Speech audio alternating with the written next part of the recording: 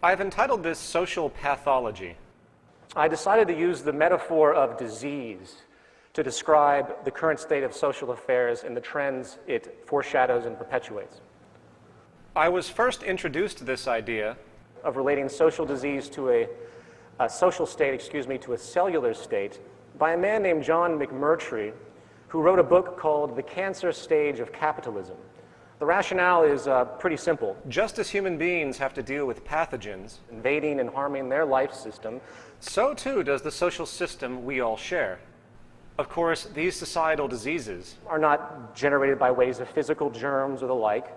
Rather, they come in the form of presupposed principles of preference, cultural memes that transfer from one to another based on values and hence belief systems.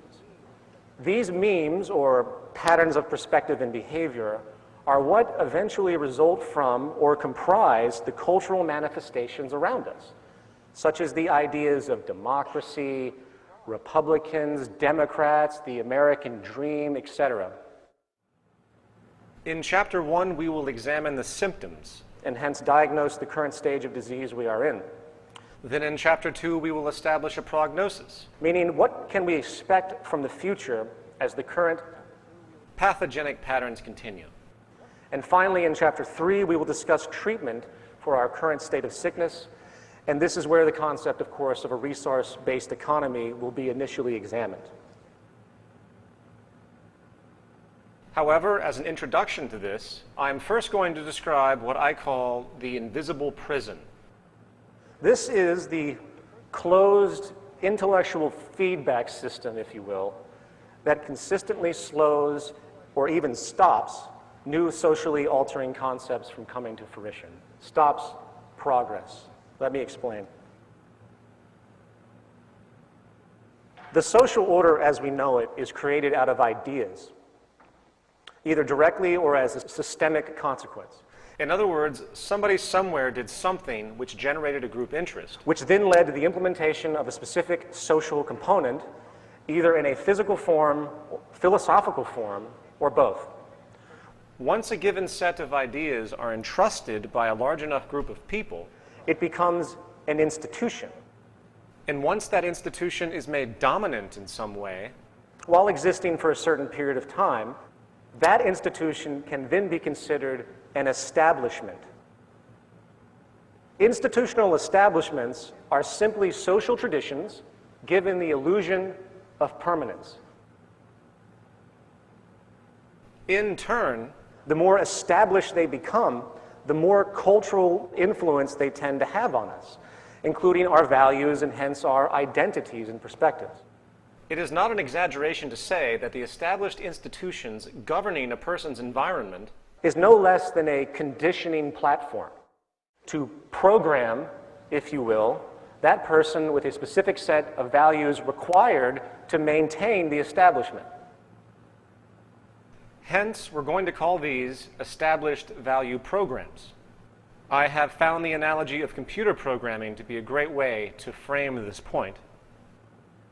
While there is always a debate about genetics, an environmental influence, which, by the way, as I mentioned, Roxanne Meadows will go into at length later in the program, it's very easy to understand in the context of values, meaning what you think is important and not important, that information influences or conditioning is coming from the world around you.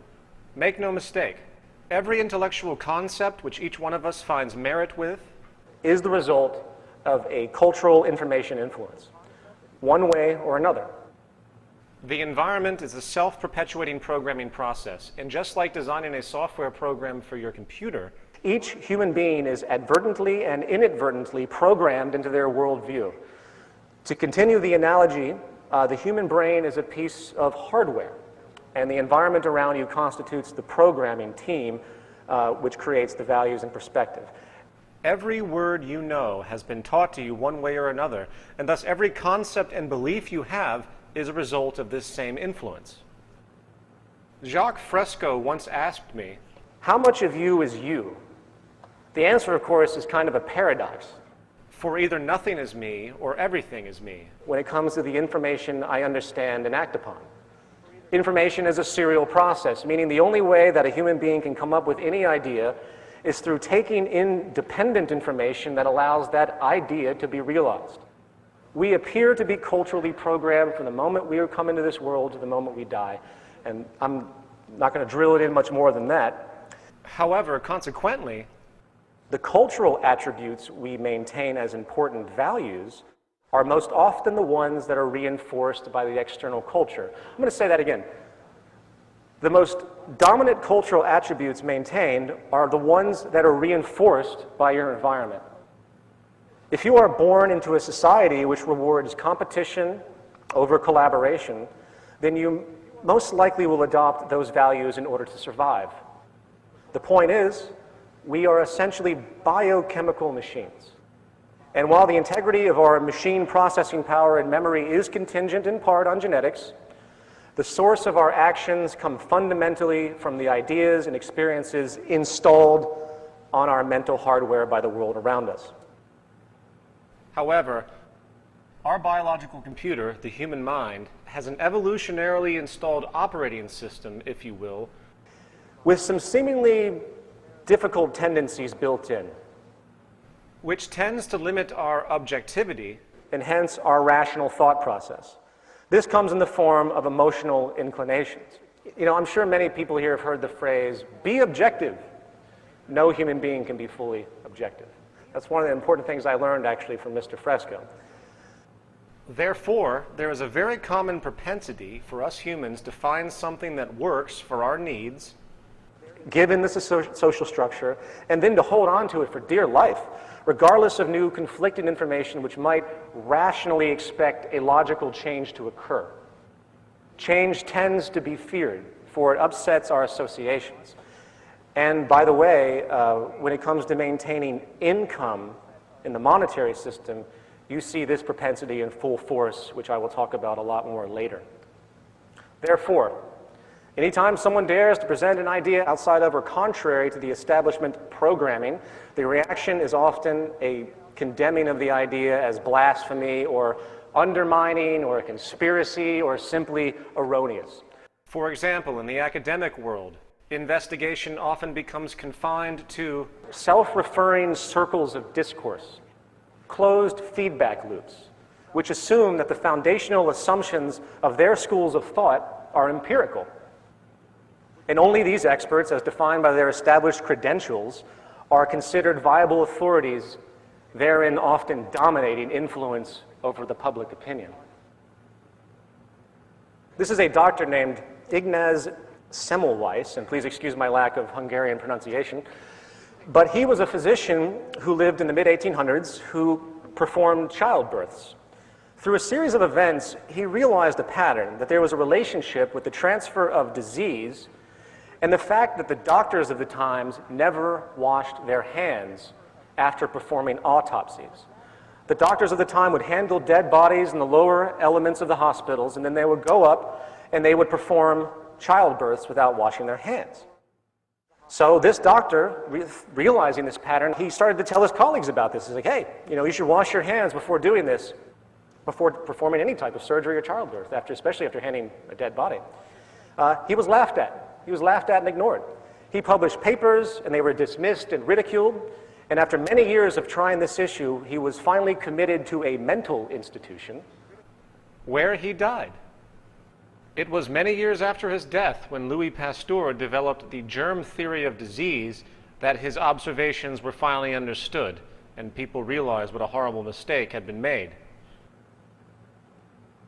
In the words of John McMurtry, professor of philosophy in Canada, in the last dark age, one can search the inquiries of this era's preserved thinkers from Augustine to Occam and fail to discover a single page of criticism of the established social framework, however rationally insupportable feudal bondage, absolute paternalism, divine right of kings, and the rest may be.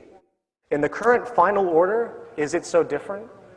Can we see in any media or even university press a paragraph of clear unmasking of the global regime that condemns a third of all children to malnutrition with more food than enough available? In such an order, thought becomes indistinguishable from propaganda. Only one doctrine is speakable, and a priest caste of its experts prescribe the necessities and obligations to all. Social consciousness is incarcerated within the role of a kind of ceremonial logic operating entirely within the received framework of an exhaustively prescribed regulatory apparatus protecting the privileges of the privileged.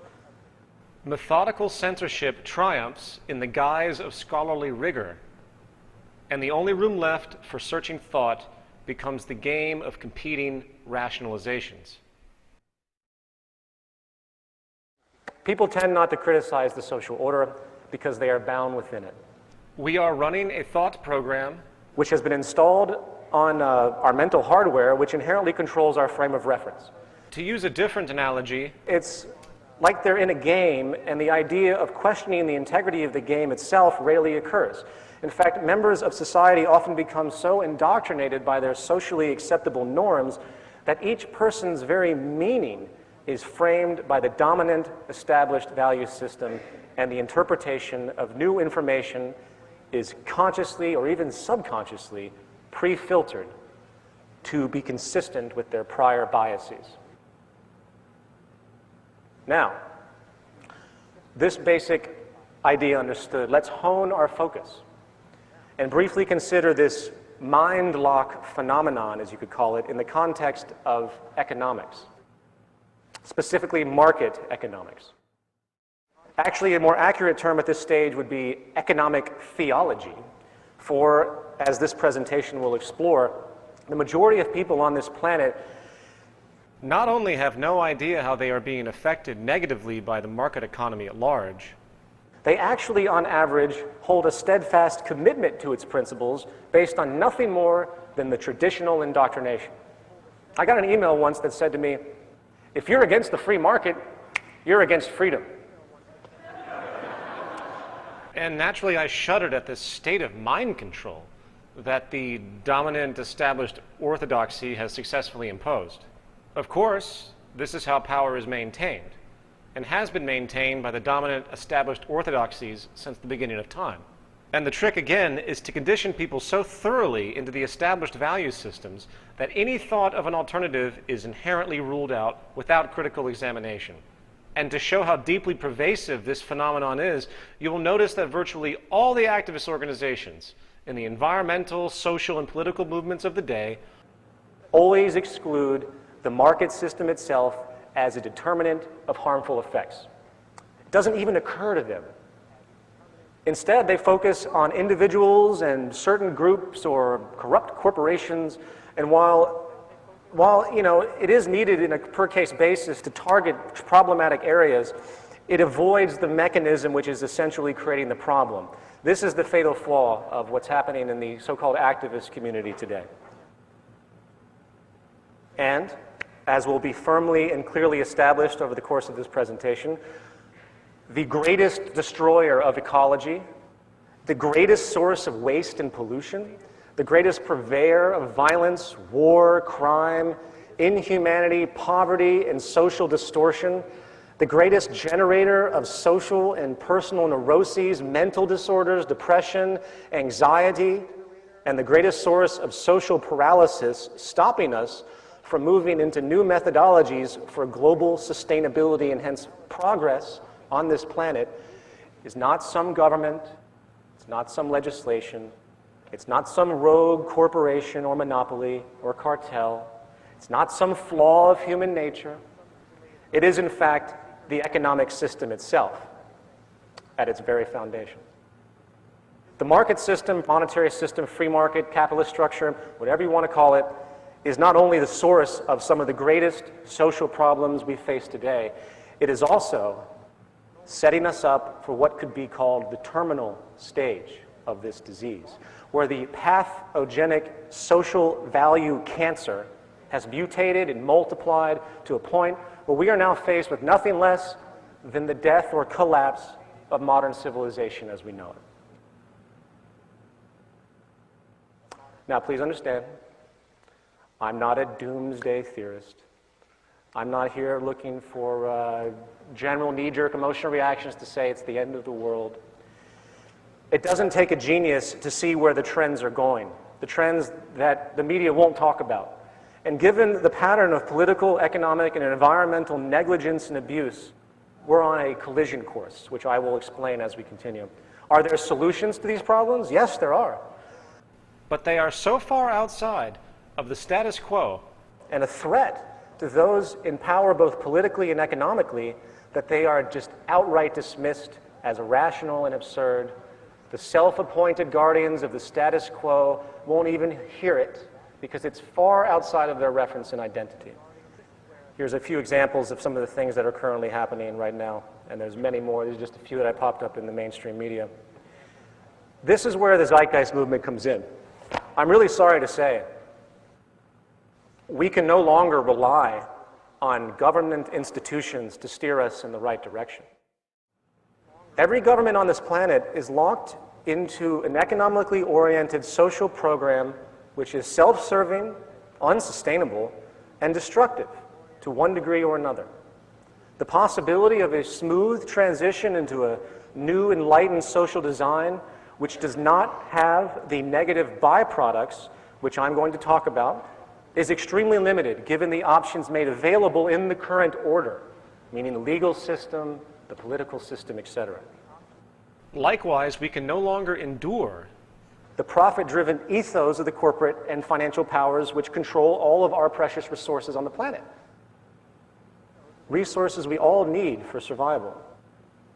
Society today is sick, and the illness permeates all life systems within it. And I see the zeitgeist movement as the immune system of the social world, if you will.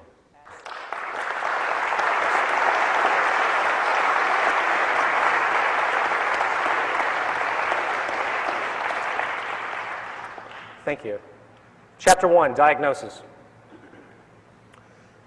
Before I begin this analysis of the social condition, we need to first consider the problem of value and cultural relativism. People today tend to think that their ideas are equal to others' ideas, regardless of supported information. This obsession with opinion has created a frame of reference for so many people today which has no physical referent, where evidence becomes inconvenient, and ultimately people think that everything is equal. And you get this argument a lot, and I'm sure you've all experienced this. It's a very, very specific point. Everyone is not equal in their opinion. It's impossible, as quaint and convenient as such a concept might seem. The ultimate question becomes, what actually deserves belief? What is important to everyone on this planet, and how do we maintain our well-being both personally and socially in a sustainable way? What is the indisputable common ground which can all be agreed on in a world of Christians, Muslims, capitalists, socialists, atheists, anarchists, Scientologists, Republicans? What can we all agree on? Well, here's one thing that's universal. Being healthy versus being sick. Being healthy is a preferred value preference, you could say. Normal versus pathological states, hence healthy versus diseased states, provide an incontrovertible value basis, for all individuals and societies. Virtually all people in all societies prefer to be alive and healthy. That's last I checked.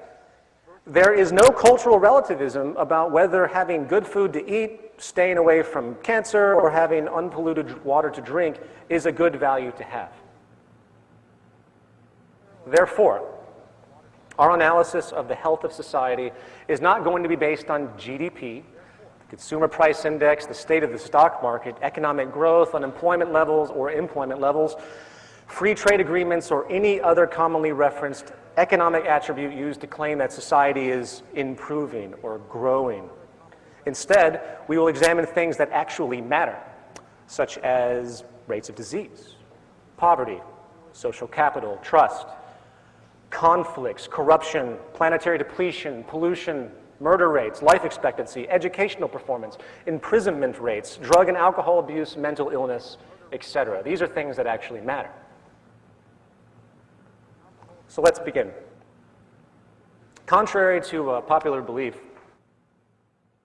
evidence now shows that our early human ancestors, which predate the Neolithic Revolution, really didn't live in a state of perpetual conflict and extreme scarcity as many anthropologists early on had assumed. In fact, hunter-gatherer societies were in a very unique arrangement, immersed in both a restrictive yet self-regulating environmental paradigm. Before the advent of agriculture, there was very little control over what was available. You didn't have agriculture, you couldn't control the environment. So what happened is a natural balance was in order. And the societies themselves seemed to reflect this balance by having, in fact, non-hierarchical, non-competitive, leaderless social structures. In fact, it has been found that their value systems, their social values, were essentially based on equality, altruism, and sharing. And they literally forbid upstartism, dominance and aggression, and egoism. We know this today because of anthropological research done on remaining hunter-gatherer societies around the world, such as the Pathologie, which is how it's pronunciated, out of Brazil.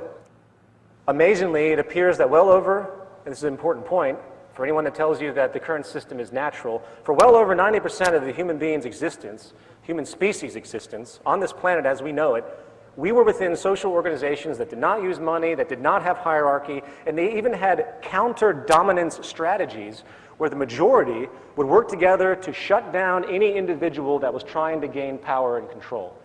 Pretty much a reverse of what we have today. The Neolithic Revolution changed all of that. It provided human beings with an ability to control their environment more intently. The sustenance of life could now be cultivated essentially at will. Now, while this advent would appear as a profound benefit to all, it also introduced some pesky social problems as a result of conditioning attributes, which we still deal with today. In the view of anthropologist and professor of neurology at Stanford University, Dr. Robert Sapolsky, hunter-gatherers have thousands of wild sources of food to subsist on. Agriculture changed all of that, generating an overwhelming reliance on a few dozen food sources. Agriculture allowed for the stockpiling of surplus resources and thus, inevitably, the unequal stockpiling of them, stratification of society, and the invention of classes. Thus, it has allowed for the invention of poverty. Since this dramatic change in the structure of human society, the creation of imbalances has continued, and social stratification and income inequality are now staples of the modern world, as we all know. In fact, many who are unfamiliar with human history would probably consider these attributes, again, to be part of some natural human order. It's so pervasive today. We have gone from food cultivation to commodity bartering to gold exchange to metal-backed certificate exchange to fiat currency.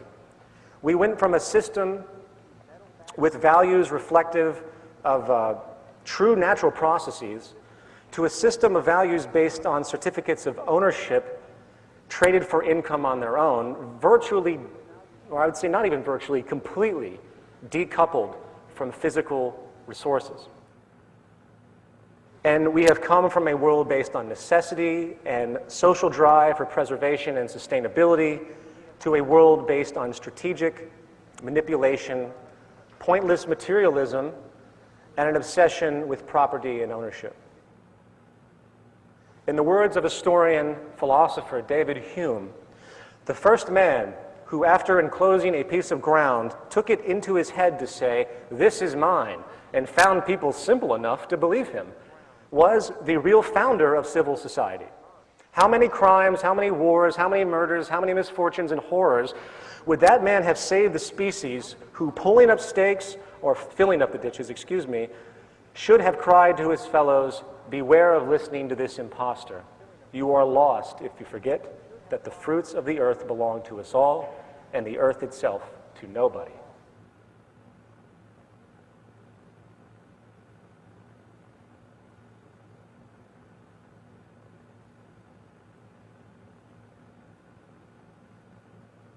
Moreover, scarcity is now a driving force for commerce. In our system, scarcity equals profit. the less there is of something, the more it can be valued in terms of money. In other words, abundance is a negative thing in the profit system. In the words of anthropologist Marshall Shallens, the market industrial system institutes scarcity in a manner completely unparalleled and to a degree nowhere else approximated, where production and distribution are arranged through the behavior of prices and all livelihoods depend on getting and spending. Insufficiency of material means becomes the explicit, calculable starting point of all economic activity. Likewise, I would like to point out as a simple aside that the money supply in America at all times has less in value than the outstanding transactions required. In other words, there isn't and never will be in the American money supply or most other money supplies on the planet enough money in existence at any one time to cover the outstanding transactions within the economy. Money is created out of debt through loans, and interest is charged for those loans, whether it is a government bond or a personal home equity loan. If every single debt was called in right now in our economy, there would be an enormous amount of money that is literally impossible to pay back in domestic currency. This is a central reason why stratification and inequality is literally built into our system. The inherent scarcity of the money supply itself. Imagine that. In this system, bankruptcy isn't some irregular byproduct that negligent people just happen to stumble into. It is an inevitable built-in attribute. It's a game of musical chairs. I hope that's clear. In the words of economist Bernard Lietaer, a great quote, "Greed and competition are not the result of a mutable human temperament. Greed and fear of scarcity are, in fact, being continuously created and amplified as a direct result of the kind of money we are using. We can produce more than enough food to feed everybody, but there is clearly not enough money to pay for it all. The scarcity is in our national currencies. In fact, the job of the central banks is to create and maintain that scarcity. The direct consequences that we have to fight with each other in order to survive." That last sentence really defines so much. The direct consequences that we have to fight with each other in order to survive. The consequence of these mechanisms is, again, extreme social imbalance and hence social stratification. With this understood, let's now consider the state of income inequality within the world. In 2005, the jolly folks at Citigroup put out a memo to its wealthiest clients in regard to the state of what they called the plutonomy. In the opening summary on this is very, very clear. The world is divided into two blocks, the plutonomy and the rest. The US, the UK, and Canada are the key plutonomies, economies powered by the wealthy. Plutonomy is defined as a society where the majority of the wealth is, of course, controlled by an ever-shrinking minority. And as such, the economic growth of that society becomes dependent on the fortunes of the wealthy minority and not the rest of the people. Keep that in mind. They then go to ask the question, what are the drivers of plutonomy? They state disruptive technology, driven productivity gains, creative financial innovation, capitalist-friendly cooperative governments, an international dimension of immigrants and overseas conquests invigorating wealth creation, slave labor, The rule of law and patenting inventions. Often these wealth waves involve great complexity, exploited best by the rich and educated of the time.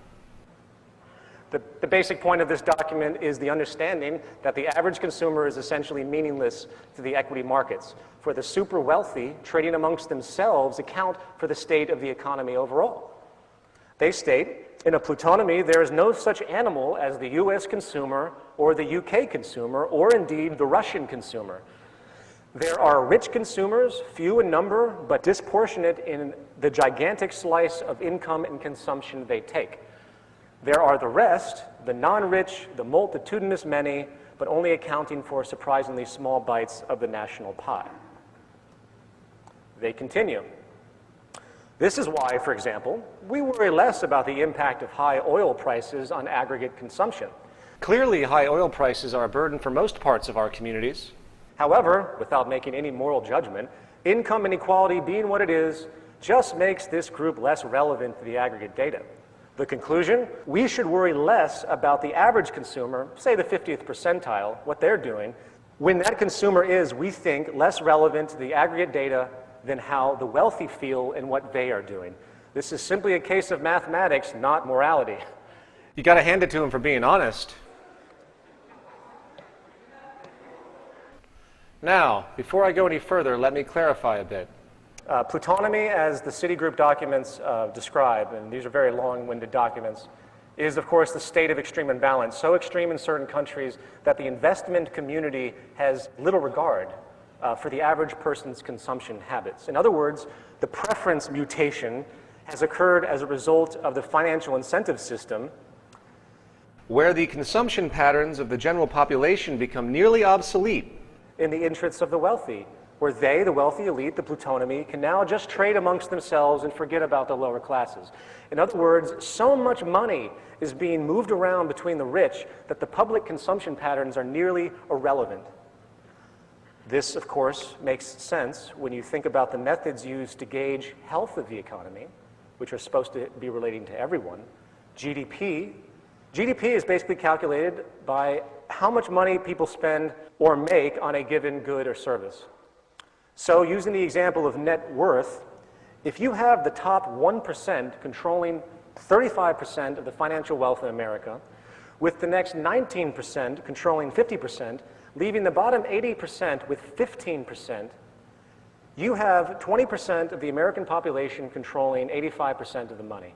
And this is what Citigroup figured out.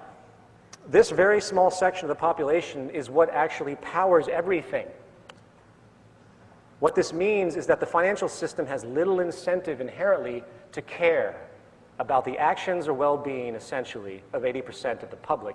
And since we all know that the financial system is the most powerful influence on most governments in the world, especially the US government, you begin to see that the only concern the ruling class has with regard to the majority of the population is merely to keep us complacent enough so a backlash does not occur. And I'm not projecting this. Citigroup makes us very aware of this explicitly when they state, we see the biggest threat to plutonomy as coming from a rise in political demands to reduce income inequality, spread the wealth more evenly, and challenge forces such as globalization, which have benefited profit and wealth growth.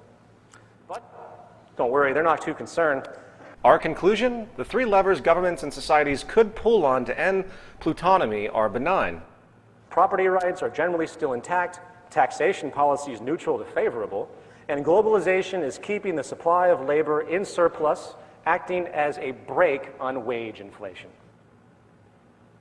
They summarize the heart of our plutonomy thesis that the rich are the dominant source of income, wealth, and demand in plutonomy countries such as the UK, US, Canada, and Australia, countries that have an economically liberal approach to wealth creation. We believe the actions of the rich and the proportion of rich people in an economy helps explain many of the nasty conundrums and fears that have vexed our equity clients recently, such as global imbalances or why high oil prices haven't destroyed demand. Plutonomy, we think, explains these problems away and tells us not to worry about them. Secondly, we believe the rich are going to keep getting richer in coming years, as capitalists, the rich, get an even bigger share of GDP as a result, principally, of globalization. We expect the global pool of labor in developing economies to keep wage inflation in check and profit margins rising. Good for the wealth of capitalists, relatively bad for developed market, unskilled, outsourceable labor. This bodes well for companies selling to or servicing the rich.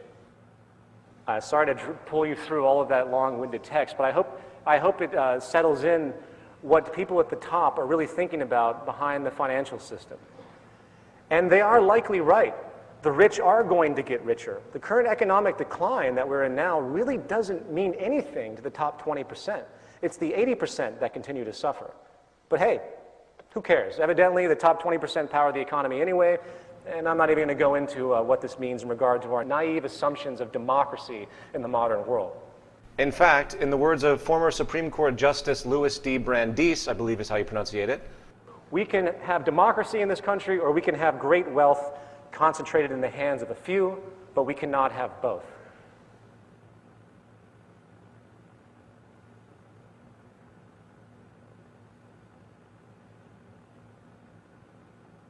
Now, I bring all of this up as an introduction to what we're going to talk about in regards to social health. Coupled with this, however, I think a few stats should be digested. In 2007, chief executives of the largest 365 U.S. companies received well over 500 times the pay of the average employee. In many of these top companies, the chief executive is paid more in one day than the average worker makes in a year. The Walmart family, which is about 6 people, the Waltons, has a combined fortune estimated at about $90 billion in 2009, according to Forbes. The combined wealth of the lower 40% of the U.S. population is only $95 billion. Also, the highest paid jobs on the planet are in fields of trading and investment, occupations which have no meaning whatsoever, create nothing. They are pointless to the state of society and the natural world. In 2005, the average annual take-home pay for managers of the top 26 hedge funds, aka gambling casinos, was $363 million each. Compare that to the average medical doctor, which makes about $150,000 a year, and the biological research scientists, which are looking for cures and treatments for diseases, which makes only about $68,000 a year.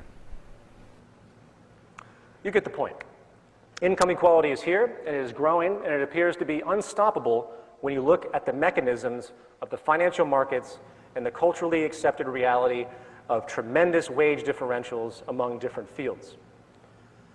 So now, we present the question, what does this mean to our health, to our well-being? Groundbreaking research by Richard Wilkinson and Kate Pickett of the UK in the area of social inequalities in health and the social detriments of health has given us some profound realizations about what it means to have a society based and driven by inequality. To summarize this groundbreaking research, the common view that social problems are caused directly by singular material conditions such as bad housing or poor diets or lack of educational opportunities and so on is being overturned. The idea that more wealthy societies do better than poorer societies in regard to health in general is not the case. The social problems abundant in rich, highly stratified countries are largely caused by the scale of material differences between people within society itself. The problem is not absolute income, but rather the problem of relative income. If you compare groups of people with the same income in different countries, you find that those in more unequal countries do much worse than those in more equal countries with the same income. It appears to be a psychosocial phenomenon. Inequality seems to make countries socially dysfunctional. And as based on measures of societal health, crime rates, and well-being, it is safe to say, as you will see me point out, that really our current structure is nothing more than a social failure. Life expectancy. On this chart, we see a specific set of wealthy countries. I apologize for those that can't read this in the back. I'll do my best to point out what is going on here. Basically, the y-axis you see is life expectancy, and the x-axis is income inequality going from left to right, low to high. Life expectancy, bottom to top, of course, low to high. As you can see in this, Japan has the lowest amount of income inequality, but with a staggeringly high life expectancy. While Singapore, trumping only the United States in this particular set of countries analyzed, which are mostly wealthy countries, has the greatest income inequality, and their regression line in the middle shows clearly how the patterns moving from lower inequality to greater inequality reduces the life expectancy of all of these countries. Drug use. We see the United States as having the highest level of inequality based on the sample set, while also being within the top 4 of countries with the most illegal drug use: US, New Zealand, Australia, and the UK.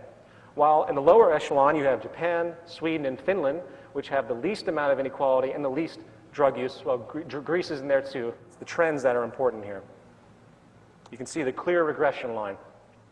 I want to expand on this particular one. The reasoning for this, there was a study done in 2002 with macaque monkeys.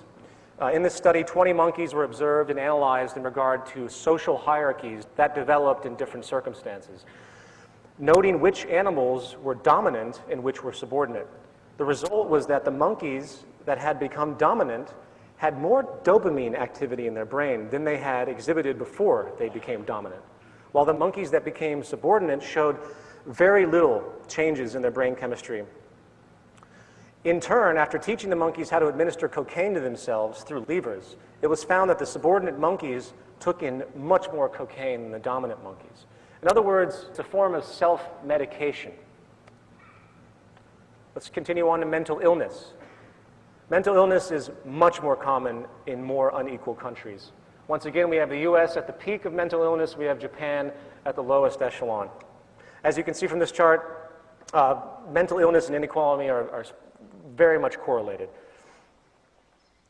A quick glance at SSRI antidepressant drug visits to doctor's offices among adults 18 years of age or older in the United States from 1995 to 2002 shows a clear trend of growing dependencies on antidepressants.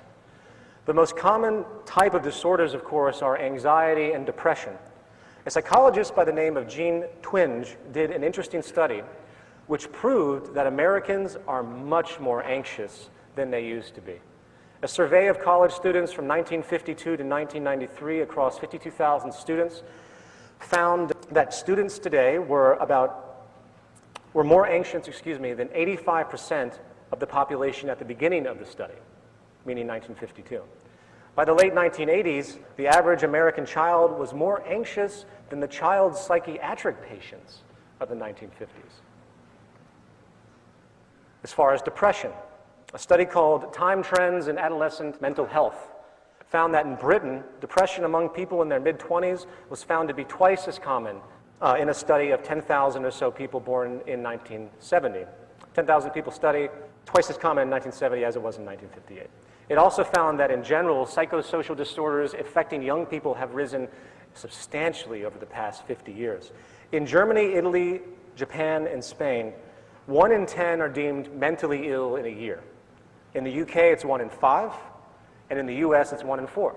Across entire populations, rates of mental illness are 5 times greater in the most unequal countries compared to the least equal.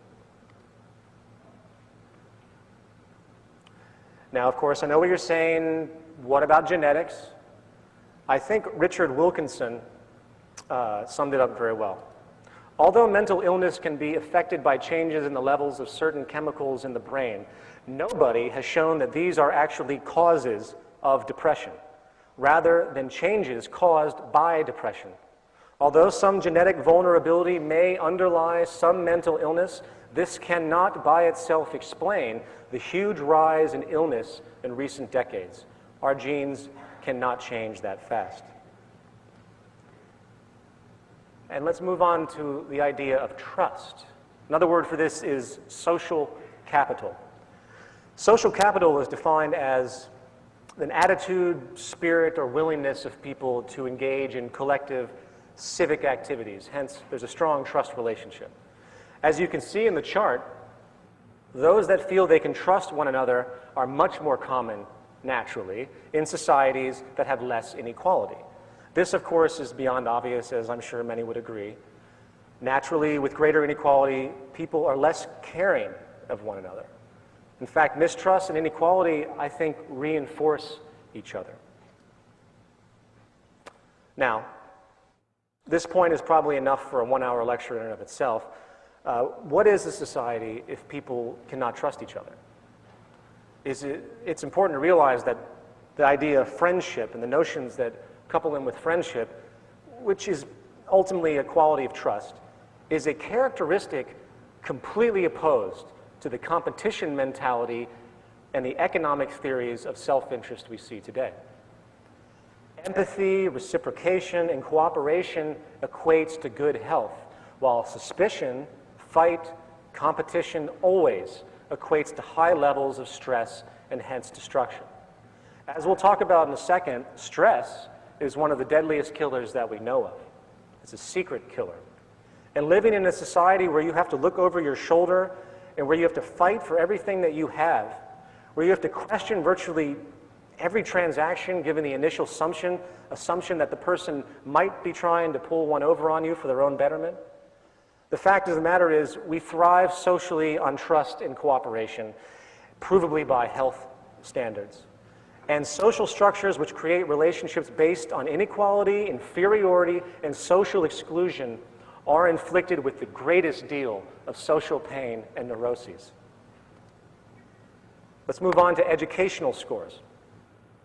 This one's very interesting. Not only do more unequal countries have worse educational attainment, kids are more likely to drop out of school as well. Interestingly, class distinctions and their effect have become very obvious in this regard. For example, a study was done in 2004 where they took 321 high-caste Indian boys and put them with 321 low-caste Indian boys, and they were given a task of solving a certain problem. The first time they did this, the caste relationship, the social status, was not announced to these children. They had no idea who was around them. And you can see the caste unannounced, low caste actually beat the high caste. The second time they did it, the results were dramatically skewed. As the lower caste did much worse than before, while the higher caste did better. This is psychological. It's a psychosocial superiority relationship that has been repeated many times in many cases through other studies, which has the exact same consequence. People are greatly affected by their perceived status in society. When we expect to be viewed as inferior, very often we perform as such. Homicide rates. As you can see, the United States blows everything out of the water when it comes to homicide rates. And obviously, if you look at the regression trend, homicide rates are naturally more common in unequal societies. In fact, violence itself is probably the most established attribute of social inequality over any of the things that we're talking about in these examples. James Gilligan, who was a prison psychiatrist for 25 years, and he is currently director for the Center for Study of Violence at Harvard University, had this to say about his experience dealing with violent criminals to the extensive length that he has. The prison inmates I work with have told me repeatedly, when I asked them why they have assaulted someone, that it was because he disrespected me. The word disrespect is central in the vocabulary, moral value system, and psychodynamics of these chronically violent men. I have yet to see a serious act of violence that was not provoked by the experience of feeling shamed and humiliated, disrespected, and ridiculed, and did not represent an attempt to prevent or undo this loss of face, no matter how severe the punishment. For we misunderstand these men at our peril if we do not realize they mean it literally when they say they would rather kill or mutilate others, be killed, than live without pride, dignity, and self-respect. They literally prefer death to dishonor. It's really easy to see how class relationships, and hence income inequality, can translate into feelings of humiliation, loss of control, disrespect, and ridicule. You know, when someone loses their job, it's often demoralizing. They say, oh, my husband's unemployed, and it's this demoralizing thing, oh, he's unemployed. After all, the very nature of class is hierarchical.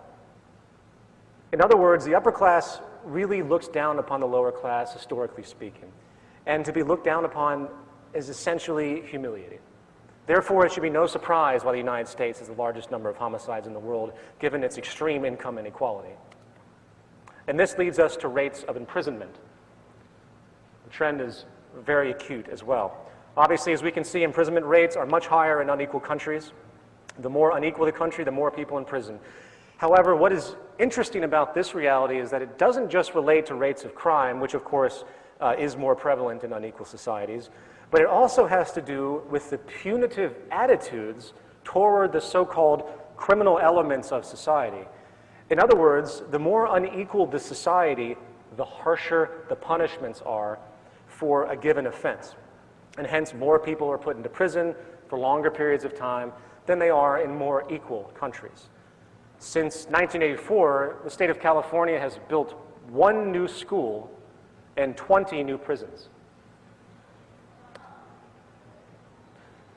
As an aside, for those out there who think the prison system might serve some therapeutic rehabilitation role in the modification of human beings and human behavior, I would like to refer back once again to our prison psychiatrist James Gilligan for his perspective.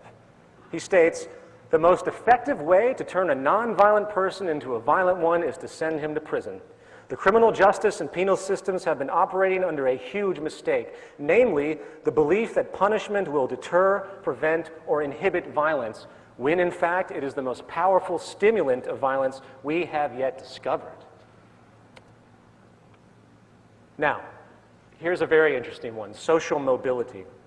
Social mobility has to do with the class relationship that you have upon your birth and how easy it is for you to move up out of that class or lower than that class during your life. In other words, if you're born into poverty, how much of a possibility do you have to become wealthy? Well, as you can see by this chart, the United States, home of the American dream, Has the lowest mobility rate. of all the countries in the sample set. There are very high odds that if you are born into poverty, you will stay in poverty. Likewise, if you were born into great wealth, you will stay wealthy most likely for the rest of your life. And if you think about it, it's really a form of class segregation. This reality can be blamed in part on the very mechanisms of our financial system, which keeps the lower classes poor and the upper classes rich deliberately. As a quick example of this, which I've stated before, but I think it's a very important example, if you have $1 million and you put it into a CD at a bank at 5% interest, you're going to generate $50,000 a year simply for that deposit. You are making money off of money itself, paper made on paper, nothing more, no invention, no contribution to society, nothing. That being denoted, if you are a lower to middle class person who is limited in funds, which must get an interest-based loan like most people to buy their home or use credit cards, then you are paying interest to the bank, which the bank is then using, in theory, to pay the person's return with the 5% CD.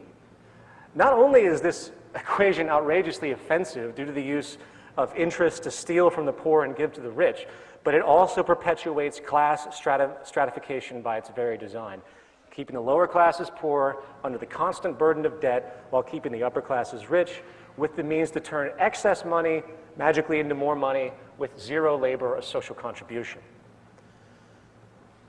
This is only one mechanism, by the way, which is used to make sure these class attributes or class segregation is maintained. Infant mortality, very simply, more high in unequal countries than less unequal countries. Obesity, naturally, higher in more unequal countries. Teenage birth rates, higher in more unequal countries. Innovation, I love this one, because it's a total slap in the face to all of those party line toting market enthusiasts who seem to think that the competitive-based incentive system of seeking profit translates into new innovations for the common good. I'm sorry to say, that isn't the case whatsoever. Using the measure of patents per million, Finland, Sweden, and Ireland trump the United States when it comes to invention. And finally, let's take a look at an aggregate summation that was compiled of the many points that we have just examined. This chart shows Life expectancy, math, literacy, infant mortality, homicides, imprisonment, teenage births, trust, obesity, mental illness, drugs, alcohol use, and social mobility. As you can see, in the United States, with the highest level of stratification, we are the absolute worst. And just to make sure you understand this analysis clearly, here is a chart showing absolute income of the same thing you just saw. As you can tell, there is no pattern. There is no trend regression line. Here they are side by side, so you can see how viable this information really is. The trend is very clear about the ramifications of inequality in a given country or social environment. As a final point on this topic of inequality and its consequences, I want to bring up a study called the Whitehall study, which was in 2 rounds, 1 and 2, stretching over, I believe, about 60 or 70 years. Professor Michael Marmont of the Department of Epidemiology and Public Health at University College of London was the director of these studies.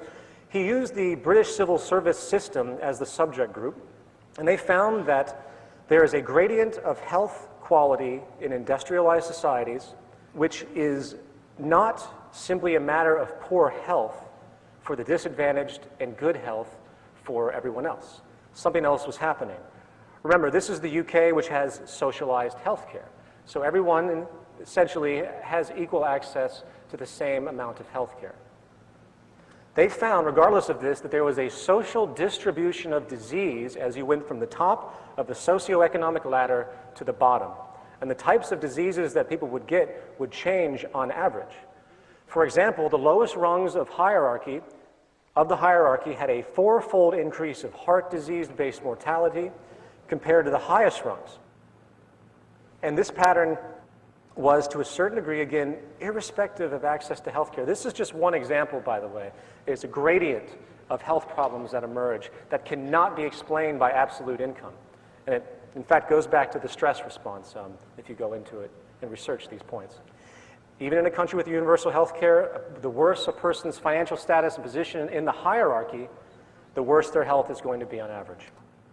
In other words, people in higher socioeconomic positions, those higher in the pyramid, live longer, enjoy better health, and suffer less from disability, while those of lower socioeconomic status die younger and suffer the greater burden of disability and disease. This comes in the form, again, of a gradient, meaning that from the higher upper class straight down to the lower class, bottom class, each successive step down or up the socioeconomic ladder constitutes a respective quality change in a person's health. The bottom line is that there's a great deal of statistical data that screens that living in a more equal society is more healthy and productive for about 99.9% of the population. It is only those at the very tip of the pyramid that could be considered unaffected by the disease known as social inequality. Equality benefits everyone, in other words. Now, given this reality, it begs the question, what is the actual psychosocial cause of these issues? What are the most dominant mechanisms in place that continually support class division and the neuroses and sickness it generates? Well, we really don't have to look very far for a viable possibility. The cultural programming wing of the market system is the advertising industry, which serves to perpetuate the consumption values that you see around you. However, it goes much deeper than that. It goes much deeper than just getting people to buy things for a specific company's profit. The fact is, the values of materialism and consumption are of dire importance to the operation of the world economy. Without those values, the system would falter, and let me explain why. At the core of the economy as we know it lies the unalterable requirement for constant, perpetual, cyclical consumption. In other words, the entire basis of what we refer to as economic growth, which in turn is translated into things such as gross domestic product, which are supposed to be measures of social progress and the like, is nothing more than human beings constantly and perpetually buying and selling over and over and over again. If human beings do not buy things, companies and stores cannot afford to pay their employees. If an employee cannot be paid, then that employee, which is also the consumer, cannot go out and spend the money they receive from employment back into the system to perpetuate the cycle. If people do not constantly spend their money, the entire economic structure, including the entire labor system, would completely collapse. Given this reality, the highest priority of any corporation, or in fact, any government that cares about its economy, is to make sure the public has an immediate interest to constantly consume. It is interesting to point out that America was originally founded on a certain degree of a Protestant work ethic, a Protestant worldview, where thrift and savings were actually dominant values back then. Since that time, advertising agencies had to switch their arguments from utility-oriented angles to those engaged in for emotional appeal and status enhancement. Americans now consume twice as much as they did before the end of World War II. As an historical note, one of the leading figures in this American value hijacking, as I would call it, is a man named Edward Bernays. Bernays is most famous for his book called Propaganda, in which it was bought by many people, including Joseph Goebbels. He was hired by all the major corporations many, many decades ago to help influence the public into buying things very simply that they did not need. A new world of neurotic associations, such as materialism and conspicuous consumption, to quote Thorstein Veblen, was unleashed during this time and has grown and mutated dramatically. Today, human needs have become utterly perverted by the imposed, suggested wants generated by the consumption-provoking mechanism of marketing and advertising. The more dissatisfied and unhappy a population is, the better it is for advertising agencies and corporations. Consumerism feeds on a form of inferiority and self-consciousness. And that translates very literally into identity and social status. Amazingly, the indoctrination is so powerful that consumerism is regarded by most of society as reflecting some kind of basic human interest, as though it's a reflection of human nature.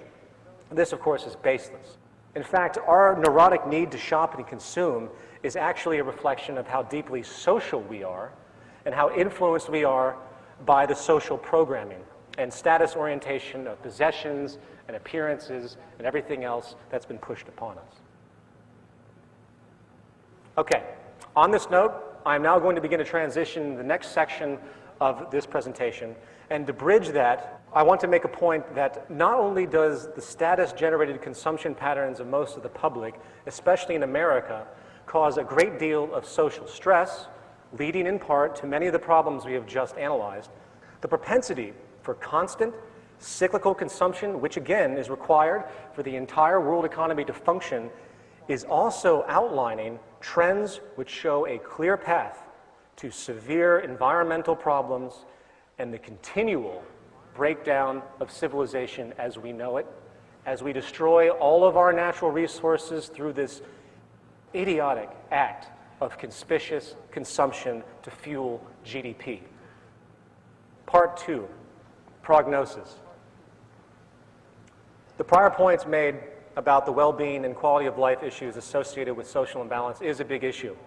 However, to be fair, just because there's a propensity for an overweight, violent, diseased, mentally disturbed, selfish, untrusting, illiterate population does not necessarily translate into the consequence of social collapse, as we're beginning to see. So we're going to move on, putting the basic well-being of humanity aside for a moment and focus on the mechanisms of the social system itself and the larger order problems that are being generated. Okay, here's the deal. One of the most critical things to understand, without a shadow of a doubt, proves the unsustainable nature of our current social system and how it is on a collision course with nature, is this. Due to the way money and hence the market system functions, we are locked into an incompatible paradigm where two mutually exclusive operating principles, one, the need for constant consumption or infinite growth, collides with an unyielding finite planet and hence the physical laws of nature. You simply cannot have an infinite growth of commerce and hence consumption in a closed system such as the planet Earth.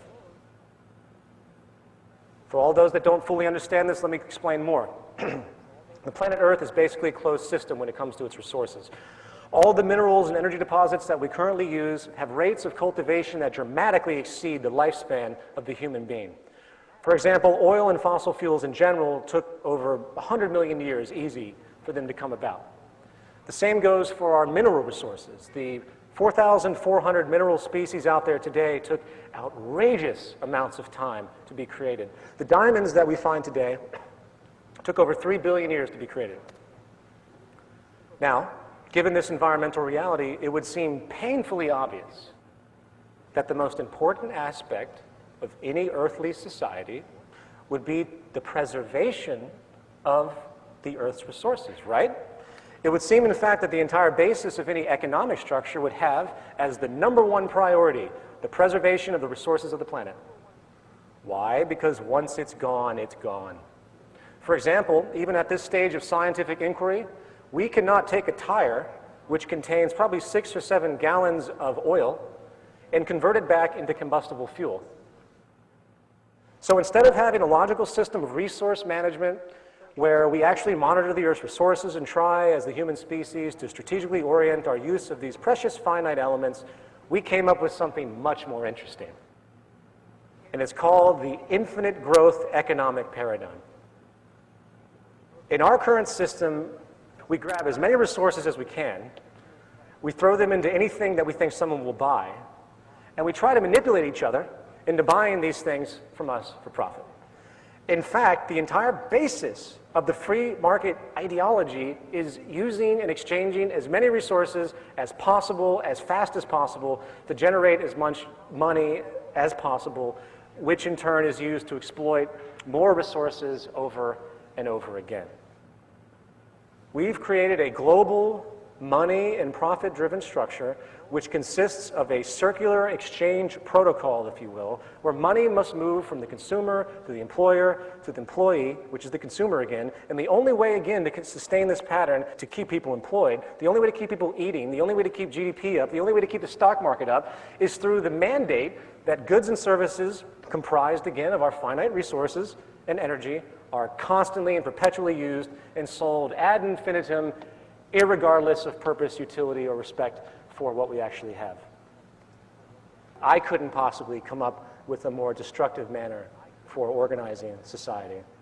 And the sad thing is, people don't see this whatsoever. They have been conditioned into ideologies. Capitalism, communism, socialism, well, guess what? Any social ideology, specifically economic, which does not directly relate to the resources of the planet in its doctrines explicitly, meaning the attributes of our environment which actually sustain our lives, is an inapplicable and thus irrelevant social ideology. Case in point, oil and fossil fuels. We live in a hydrocarbon economy, as I'm sure you all know. Our entire economic structure, meaning production, distribution, food cultivation, transportation, etc., is entirely based on energy from fossil fuels. There are 10 calories of hydrocarbon energy in every 1 calorie of food currently consumed in the industrialized world. This is M. King Hubbert, a geologist and, interestingly enough, a technocrat. M. King Hubbert predicted in the late 1940s that the United States would peak in its oil production in 1970. Of course, he was ridiculed, laughed at, and scorned by the scientific establishment. And unfortunately, he was right. The U.S. did peak in the 1970s. In fact, some studies now show that global oil discoveries have likely peaked around the same time. The exact date is debatable, but it doesn't change anything. Now, before I go any further, I know some of you out there are saying, how do we know that these statistics are accurate? How do we know that the research institutions are unaware of existing oil supplies that go undiscovered? And how do we know if the oil corporations themselves, which contain the data, are not lying to simply boost their profits? Well, these are good questions, but there is no question about the decline in the United States. We do import over 70% of our oil now.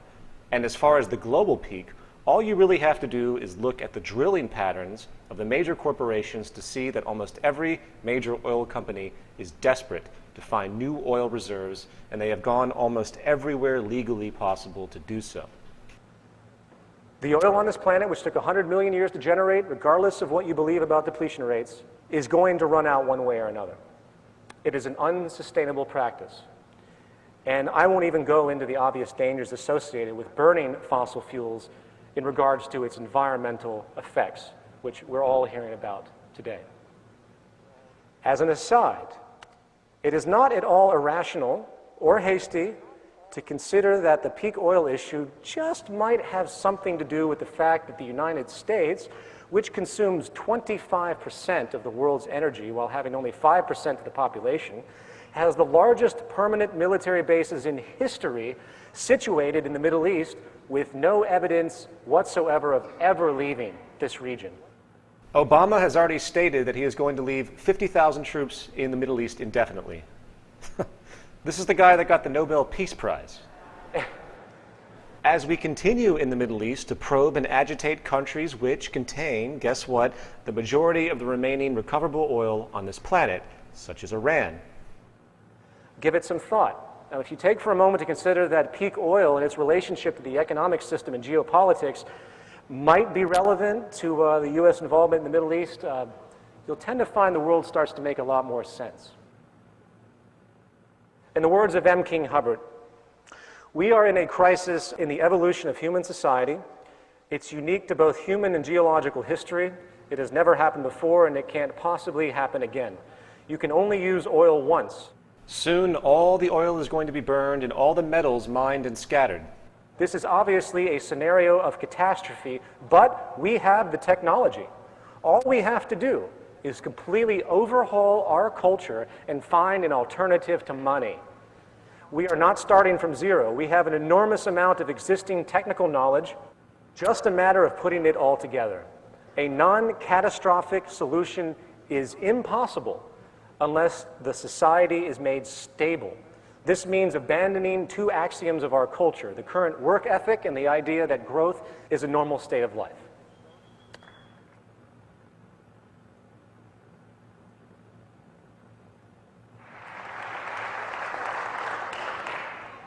He continues in a paper he wrote in 1981 called Two Intellectual Systems, Matter, Energy, and the Monetary Culture.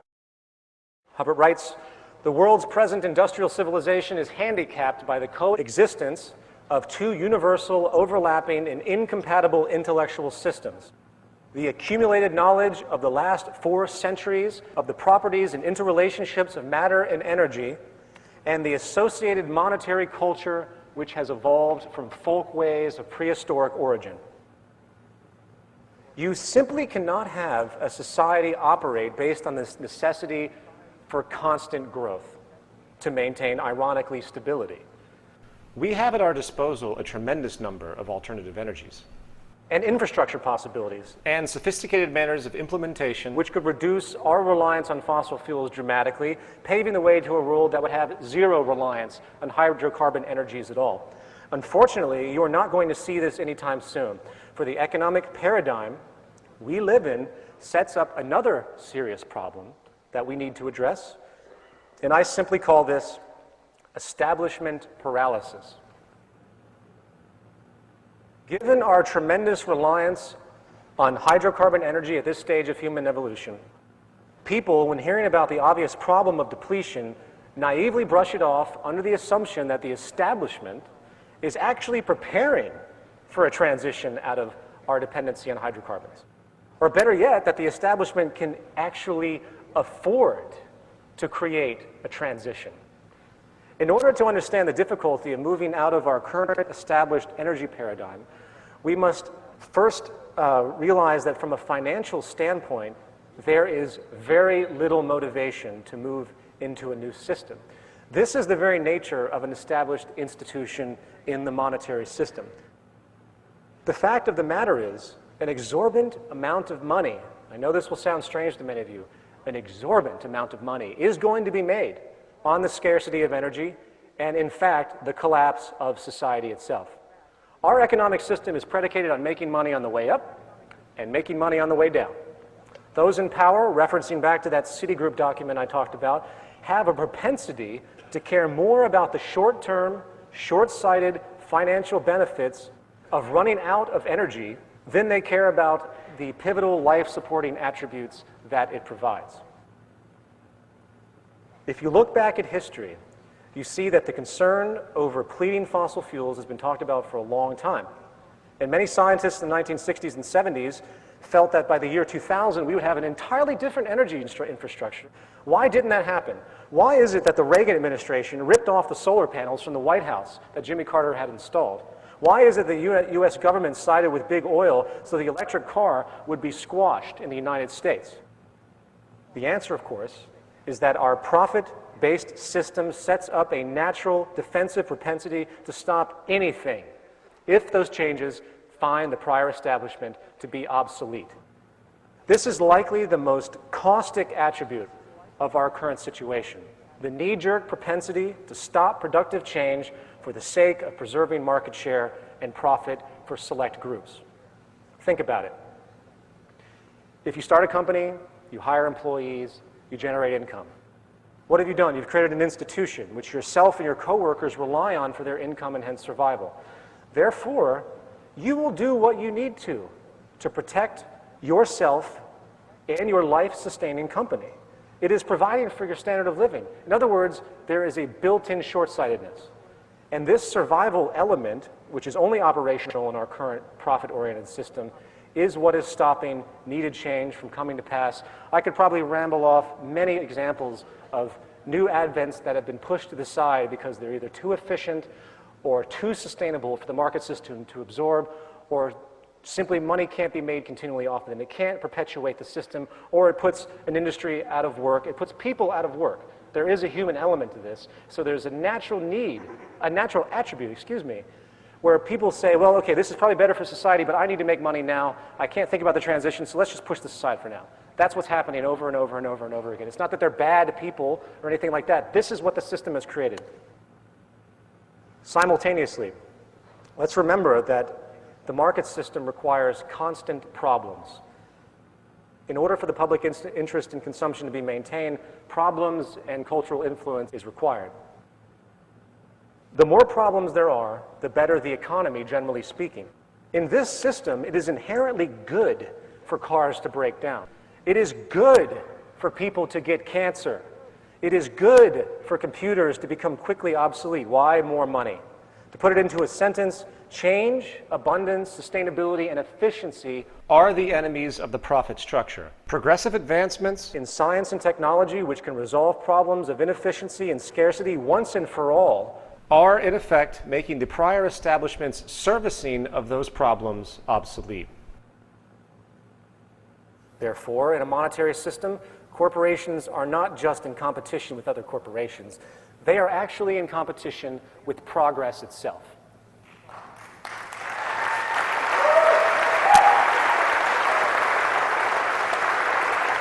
Thank you. And again, this is why it's so difficult to have any form of change in a monetary system.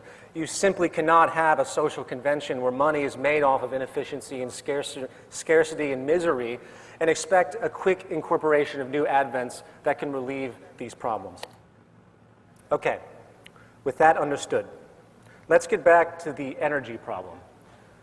The final issue I'd like to point out is this. Apart from the fact that there's a great deal of money to be made by the select few as the majority suffers, apart from the fact that the established energy institutions have little motivation to forego their profitability to alter society's energy mediums, is the very harsh reality that due to the outstanding debts globally right now, I think as we all know, the Earth is essentially bankrupt, as hilarious as that is.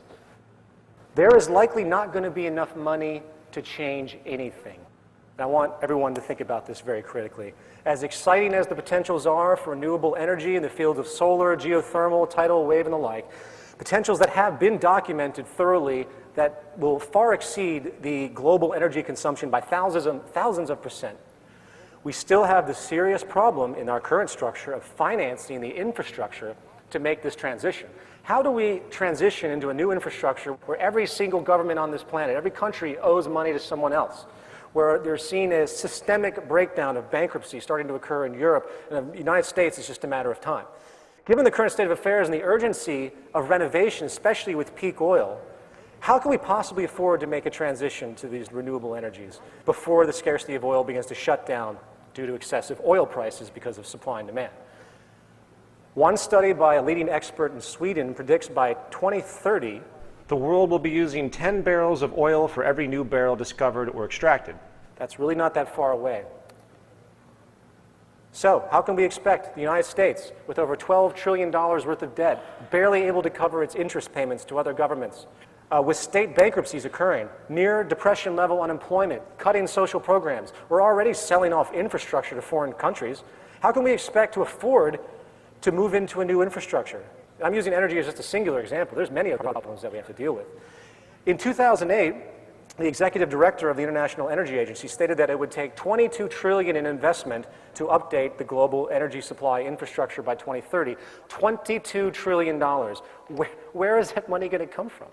Do you really think that we're going to get away with just randomly printing more and more money in the central banks and expect no inflationary repercussions or debt collapse repercussions? Remember, all money comes into existence from loans. There has to be an initiator. Every single dollar in all of your wallets is owed to somebody by somebody. And this, again, leads us into the heart of the disease. The economic, monetary-based system, or the game, as I like to call it, because that's all it is. That's all it ever was, a game. And we can change the game anytime we want. We just need to convince those who are winning the game to put down their pieces for a moment and ask themselves if the game they are playing is really going to reward them in the long run. In a report coming out of the AFP, there is growing evidence that the current rate of our resource exploitation indeed has a time frame.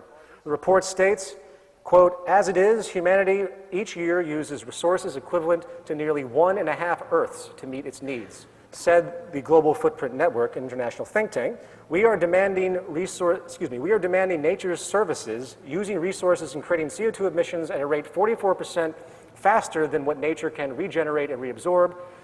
This means that it takes the Earth just under 18 months to produce the ecological services humanity needs in 1 year.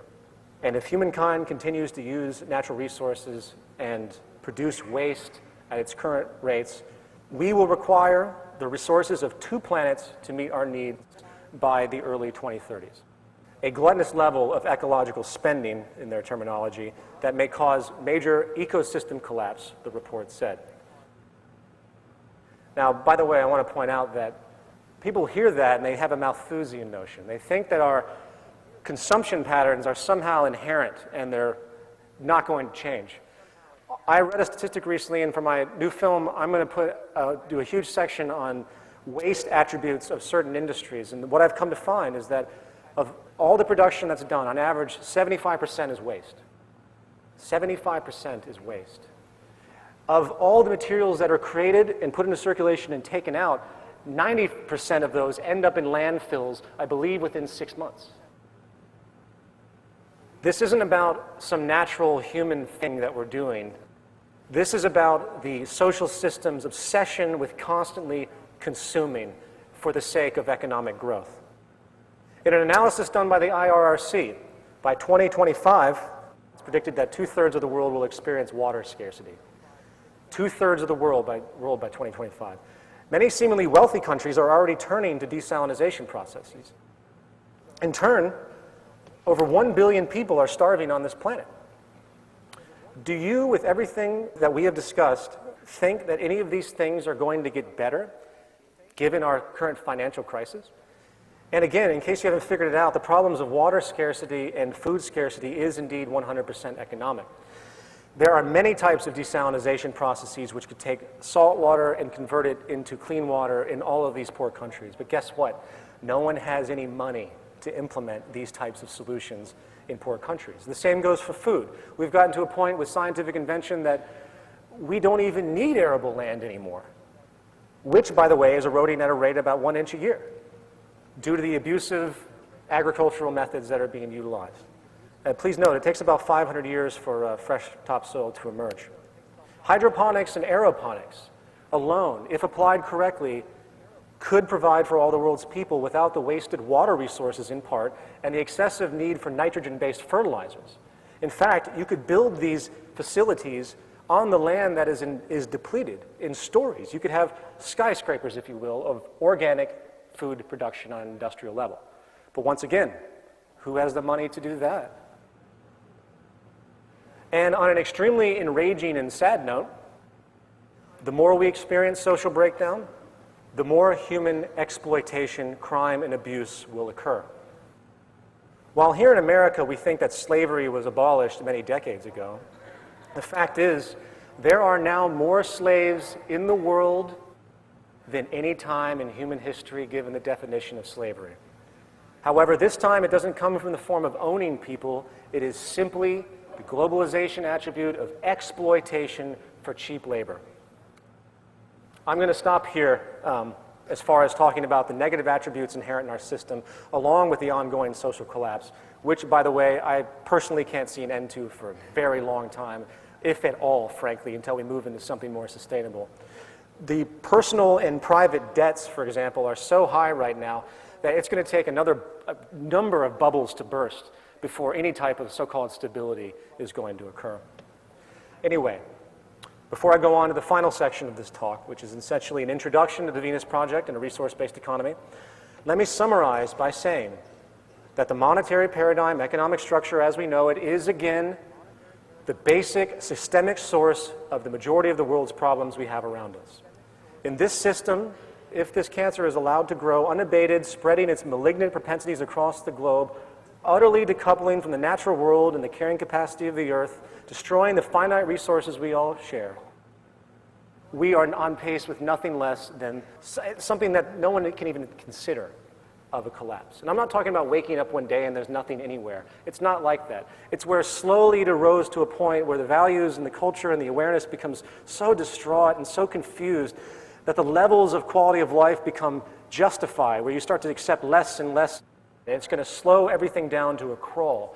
And invariably, there will be some dramatic accents, if you will, of severe problems, especially when it comes to the energy crisis that is looming.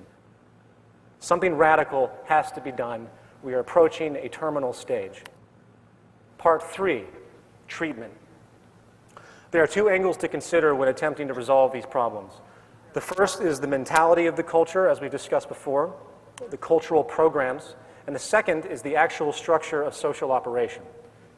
As noted earlier in our discussion, these two attributes are deeply interlinked. However, regarding the first issue of cultural conditioning, we need to employ what I call, as a movement, we need to employ what I call social therapy.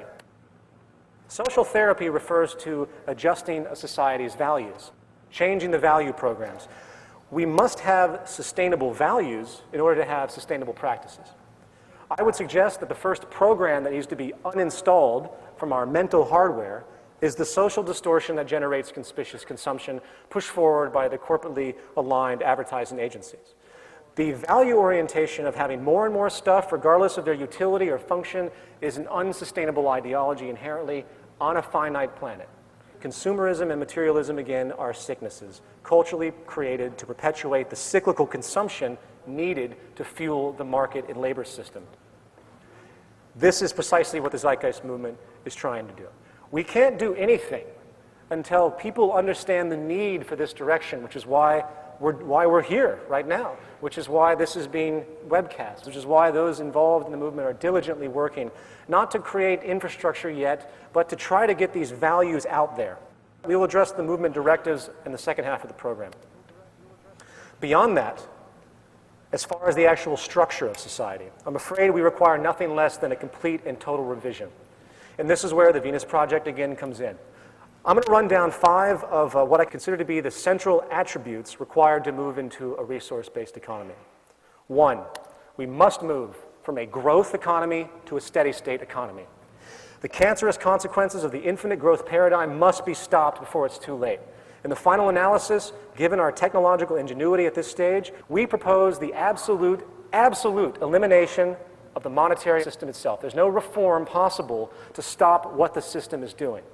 The scarcity and waste we see around us is created by us, not some intrinsic process of nature or some Malthusian inherent tendency. The need of money is no longer relevant and is extremely detrimental, in fact. Second, we must move from a primitive, competitive, invention-oriented system, work system, to a collaborative system. Not only are all goods produced in our current society inherently inferior, by the way, due to the need to maintain a competitive cost basis in the marketplace, but the competitive system also generates massive amounts of corruption. Yes, I agree. The incentive to compete does produce some improved goods and services to a certain degree, but that positive is utterly overshadowed by the planned obsolescence, the inherent planned obsolescence, and the general environmental indifference generated by the necessity to stay ahead of someone else. As an aside, imagine for a moment if the top engineers of the major car companies, rather than competing, got together and decided to collaborate on making the best car possible at a given point in time. Imagine if we established an incentive system that pulls people together to create the best rather than compete and produce inherent inferiority. Think about that. An open source world where all lines come together and produce goods so everyone can benefit. Think about that. The progress would just be unbelievable. Not to mention, it would save tremendous amounts of resources. For there be no longer a need to duplicate perpetually. You don't have two companies making the same thing anymore. It's a form of preservation if they work together. Third, we have to move from our piecemeal, dispersed industrial methods to a central planned system of streamlined functionality. Is it me, or is it absolutely insane that we import strawberries from Brazil or bananas from Ecuador or water from Fiji when all of these things could be produced locally? As Jacques Fresco will describe in regard to his city systems, everything is as self-contained as possible. As another example, consider the general route of production, from mining the materials to creating the preliminary components to assembling the components to distribution. And there's a constant move of transportation to go from one place to another, wasting tremendous amounts of energy. Give that some thought for a moment to think about if you streamlined all of the actions of society, think about how fluid things could be and what that actually means. Now, to extend this point, in a talk I did called Where Are We Going?, I described a ground-up global approach to a network organization which is in fact a resource-based economy. And I described why the parameters are what they are. I don't have time to go through all of it, but let me give just a quick rundown of the reasoning for those that have never even considered any other social system outside of what we know today. Very simply, the Earth is a system and must be treated as such. There are resources all over the Earth, and therefore we must have a system that can monitor these global resources within a global technological infrastructure. Therefore, we have to have a feedback system, which has to be global in nature, coming from the carrying capacity of the Earth, which is the starting point of all industrial decisions. The first step in this, we do a full survey of the Earth's natural resources. You can't make intelligent decisions if you don't know what comprises the attributes of those decisions. We must first understand the full range and capacity of the earthly components in order to derive inference as to our capabilities. There are many natural resources to consider on the planet, but for now, I want to focus on energy again. Since energy is essentially the fuel of society, this is a good focal point. So what do? We scan the Earth holistically. Yes, we scan the entire planet, listing all relevant energy locations and potentials. The potentials, of course, to clarify, are based in part on the state of technology. I don't want to go into all the technical attributes of harnessing and things like that. For example, solar technology has dramatic potential at this stage due to the advent of nanotechnology. We are seeing a possible exponential increase in this potential where really small solar panels can have up to 97–98% efficiency in the radiation that they pull in. Moving on. So we have this raw data. What do? We just rate each resource based on its renewability, pollution, and all the factors that have to do with the act of extraction and everything that goes along with it. It becomes self-defining, based explicitly on the goal of sustainability and maximum efficiency. Those resources that have the most negative retroactions are given the least priority in utilization. For example, fossil fuels are no longer needed. They're not renewable. They pollute the environment. Given the tremendous power of geothermal, wind, wave, and solar combined, there is, again, no reason to burn fossil fuels at all. Once we realize this, we move to our third point, distribution and monitoring. Energy distribution and infrastructure projects would logically be formulated based on technological possibility and, naturally, proximity to sources. In other words, if you have wind energy being utilized in Asia, it's not likely going to be delivered to Latin America. So distribution parameters would be self-evident based upon the technology and proximity practicality. Likewise, again, active resource monitoring done through Earth sensors would allow a constant awareness of our rates of use, the rates of depletion, the rates of renewal, or any other parameter relevant to know. This is pivotal for us to maintain what we can consider a balanced load economy. If the scarcity of any resource is going to occur, we will see it far in advance, and we can forecast it, and we can make proper actions to adjust accordingly before it becomes a very large problem. This idea, of course, is nothing new. You see this in your inkjet printer. Your printer has an ink level, comes up to tell you what you have. And just to show that this isn't some bizarre idea that's impossible, Hewlett-Packard just recently came out with what amazingly they called a central nervous system for Earth, which the first time I heard that sentence was actually out of the mouth of Jacques Fresco. And that's exactly what they're attempting to do in a limited sense. They're trying to develop a wireless sensoring system to acquire extremely high resolution seismic data on land, and this is exactly the direction. It's funny with these things that have been talked about for a long time, people say, oh, that could never happen, and we see it begin to happen in small pockets, if you will. All we have to do is scale this out and expand it for the needs that we require. Okay, so what do we have so far? We have the locations of our energy resources. We have the outputs and potentials and distribution qualifiers based on strategic usage. You would survey the public to see what they wanted. Just as someone goes to a store, they say to themselves, well, I want this. They get what they need, and it becomes a statistical point. Therefore, it's a dynamic monitoring of the consumption rates. And finally, we have a system of active resource monitoring that reports the state of energy supplies, rates of usage, and other relevant trends. I know I'm moving very quickly with this. If you want to hear a more expanded expression of this point, you can go online and watch the lecture, Where Are We Going? In other words, with this entire concept, we've created a systems approach to energy management on the planet. The system is comprised of real-time data and statistics. The process of unfolding is based not on a person or a group's opinion, not on the whims of a corporation or government, but on natural law and reasoning. In other words, once we establish the interest that survival and hence sustainability is our goal as a species, which I hope everyone here shares, each parameter to consider in regard to resource management becomes completely self-evident from the ground up. It's called arriving at decisions as opposed to making them, which is a subjective act based on incomplete information and very often cultural or personal biases. Using this energy model as a procedural example, and I'm going to start moving very quickly because I didn't realize how long this presentation was. It's already almost 5:30. We would compile this information into a computer database management program. And this will be the logical means to monitor and have automation systems to correct elements that are problematic. We want to eliminate the subjectivity currently dominant in our society. This is like a nervous system. There's no reason to vote on anything. There's no reason to debate anything in Congress. Moving on to point 4.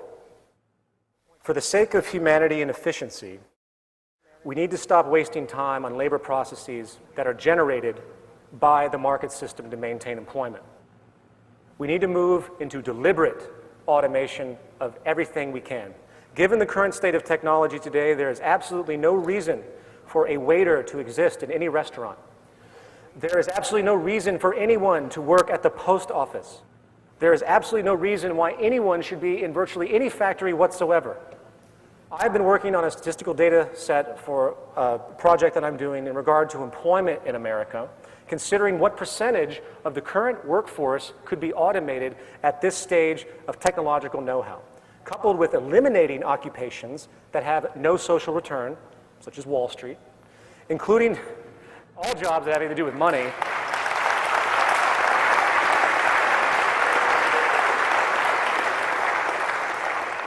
As Jacques will describe, our system has no money, there's no banks, there's no cashiers. I have recently come to the generalized conclusion, which I'm continually working on, but I'm going to throw it out there. I believe 65% of the American jobs could be eliminated tomorrow with the knowledge we have now. Not trend projections, which make things cataclysmic, but the knowledge we have now. But this isn't just a fanciful notion of say, oh, we can have more free time. There's also a social imperative here. It's a very critical thing to point out that historically speaking, the more that we have moved to automation or what's called mechanization in any industry, the greater the productivity. In fact, productivity is now inverse to employment in many sectors studied, which means it is socially irresponsible not to automate as much as possible, for it allows for greater abundance and efficiency. Here's a chart of the G7 advanced industrialized countries showing how employment in manufacturing has been dropping while manufacturing output has risen substantially. And this particular trend is happening across the board, and why wouldn't it? These machines don't need to take lunch breaks, they don't need vacations, they don't need insurance. It makes perfect sense. And as a very quick point, what you're going to tend to find is that the inexpense of machines are becoming so inexpensive now. Technology is exponentially growing at such a rate. In your cell phone, you have a little microchip that's more powerful than the greatest supercomputer that existed 50 years ago. And it's really cheap now. The first great supercomputer costed millions and millions of dollars.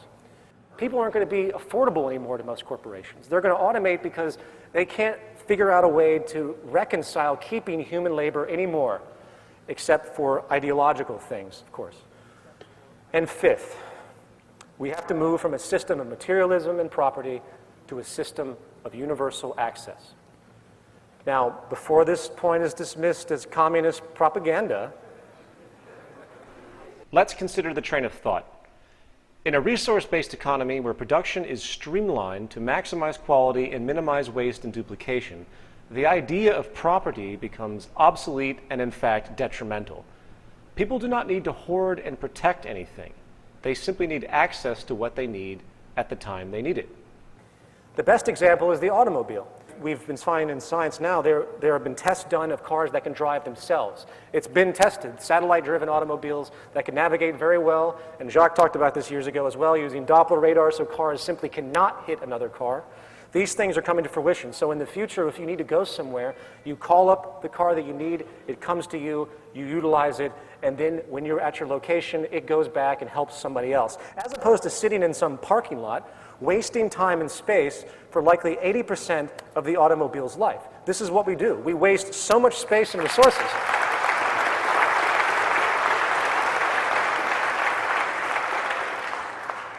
We waste so much space and resources with this primitive concept of personal ownership. It is environmentally detrimental and socially inefficient. And by the way, property isn't an American or capitalist idea. It's really a primitive mental perspective generated from generations of scarcity. People claimed legal ownership because it was simply a form of protection. It's also controlled restriction, in fact. You know, no longer would someone need to live in one place. One could travel the world constantly, getting what they need as they move along. Anything needed is obtained without restriction. There's no reason to even steal something, and this is an extremely important point. How could you steal something that no one owns? You certainly couldn't resell it because there's no money. Right there, you have 95% of all crime gone.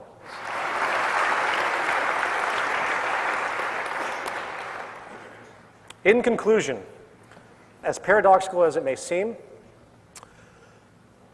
the more efficient and conservative we become, the more streamlined we become, the higher the level of abundance we can generate for all of us. Today, around the world, many people often say, I wish we could live like Americans. I know you've heard this before.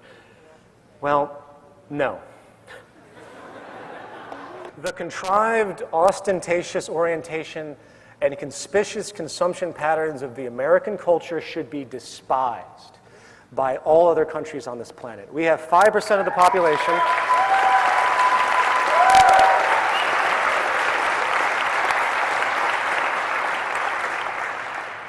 We have 5% of the population and we consume 30% of the world's resources. It's insane. In a resource-based economy where we base our production and distribution on physical reference, starting with the carrying capacity of the earth, where we streamline our labor expression towards things that have a long-term social return, when we get rid of the cancer known as the financial system and start to share our resources in a diligent way, working together, avoiding the false values of materialism and consumption pushed upon our culture, we find that we can provide a high quality of life for everyone on this planet while eliminating all of the central reasons for war, poverty, destitution, violence, criminal behavior, neuroses. It would be the dawn of a world we could actually label a civilization. And if that isn't a goal worth working towards, I don't know what is. Thank you.